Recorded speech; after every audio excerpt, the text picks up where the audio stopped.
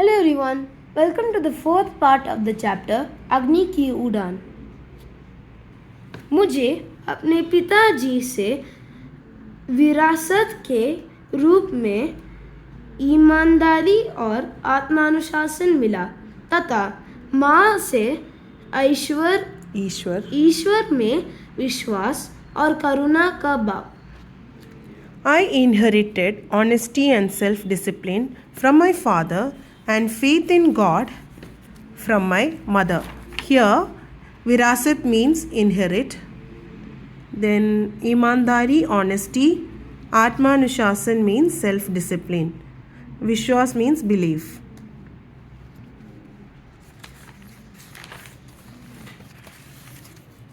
द्वितीय विश्व युद्ध खत्म हो चुका था और भारत की आज़ादी भी बहुत दूर नहीं थी।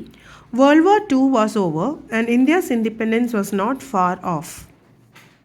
गांधी जी ने ऐलान किया, भारतीय स्वयं अपने भारत का निर्माण करेंगे।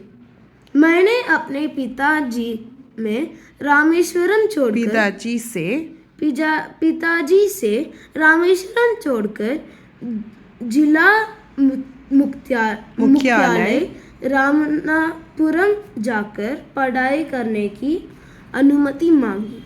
So here, Gandhiji declared India will build their own India. At that time, I asked my father for permission to leave Rameshwaram and go to the district headquarters, Ramanathapuram, to study. उन्होंने सोचते हुए कहा, अबुल, तुम्हें आगे बढ़ने के लिए जाना होगा। तुम्हें अपनी लालसाएं पूरी करने और आगे बढ़ने के लिए उस जगह चले जाना चाहिए जहाँ तुम्हारी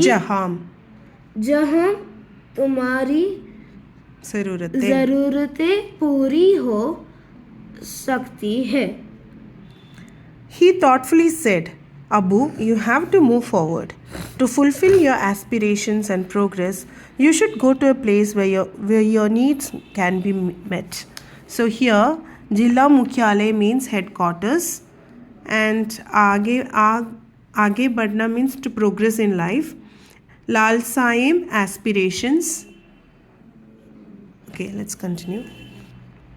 फिर पिताजी मुझे रामेश्वरम स्टेशन तक छोड़ने आए और कहा, मेरे बच्चे, ईश्वर तुम्हें खुश रखे। Okay, then my father came to drop me off at Rameshwaram station and said, my child, may God bless you. मेरी सफलता से पिताजी की बहुत बड़ी उम्मीद जुड़ी थी। Okay, my father had great hopes for my success. पिताजी मुझे कलेक्टर बना देखना चाहते थे और मुझे लगता था कि पिताजी के सपने को साकार करना मेरा फर्ज है। Okay, my father had great hopes for my success. He wanted me to become a collector and I felt it was my duty to fulfill his dreams. So here, this chapter is taken from Wings of Fire, which was written in 1999. It is an autobiography of Indian aerospace scientist and former President of India, APJ Abdul Kalam.